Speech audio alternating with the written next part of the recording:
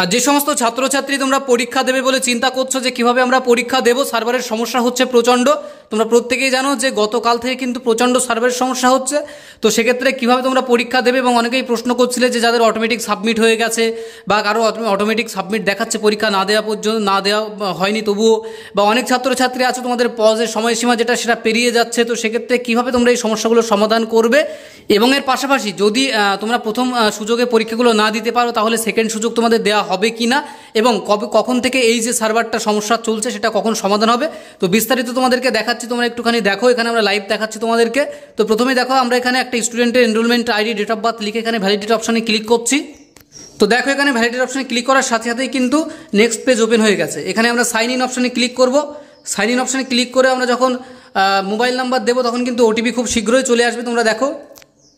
তো এখানে দেখো, আমরা ওটিপি সেন্ড করলাম। ওটিপি সেন্ড করার সাথে সাথে এই দেখো, এই পেজটা কিন্তু এখানে অনেকক্ষণ ধরে ঘুরছে, কিন্তু তারপরেও ওটিপি তোমাদের কিন্তু দ্রুতই চলে আসবে। তোমরা লক্ষ্য করো, এখানে দেখো ওটিপির অপশানটা চলে এসেছে। আমাদেরকে এখানে ওটিপিটা লিখতে হবে। তো দেখো, এখানে আমরা ওটিপি লেখার পরে কিন্তু প্রসিড অপশানে ক্লিক করেছি। এখন দেখো আবারও কিন্তু কিছুক্ষণ ঘুরবে। তো তোমাদেরকে জানিয়ে রাখবো, সার্ভার যখন সমস্যা থাকবে তখনই কিন্তু এরকম অনেকক্ষণ ধরে ঘোরার পরেই কিন্তু পেজটা ওপেন হবে। সুতরাং এই সময় কেউ পরীক্ষা দিও না। এবং তোমাদেরকে পাশাপাশি জানাবো যে কখন তোমরা তাহলে পরীক্ষা দেবে।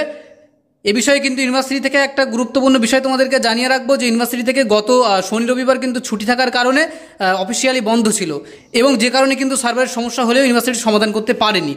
তবে যেটা শোনা যাচ্ছে সেটা হচ্ছে আজ দুপুর 2টোর পরে কিন্তু ইউনিভার্সিটির সার্ভারটা সমস্যা যেটা আছে সেটা সমাধান করবে, এটা এমনটাই শোনা যাচ্ছে। যদি এমনটা হয় অবশ্যই আমরা আমাদের চ্যানেলে সেটা বলবো।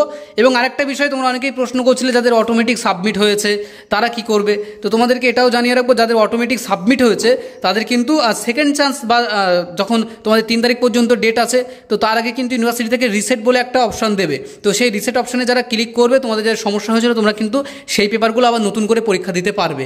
এবং যদি তারা নাও দিতে পারো, তোমরা কিন্তু সেকেন্ড চান্স যখন দেবে তখন কিন্তু আবার ভালোভাবে পরীক্ষাগুলো দিতে পারবে। তো আশা রাখছি তোমরা বুঝতে পেরেছো, সমস্ত প্রশ্নের উত্তর আমরা দিয়েছি। এবং এখন কিন্তু প্রচণ্ড সার্ভার সমস্যা চলছে। তোমরা যারা পরীক্ষা দিচ্ছ সাবধানে পরীক্ষা দেবে, কারো যেন অটোমেটিক সাবমিট না হয়ে যায়, তাহলে কিন্তু সমস্যায় পড়তে পারো। তো এই ছিল তোমাদের জন্য গুরুত্বপূর্ণ একটি আপডেট।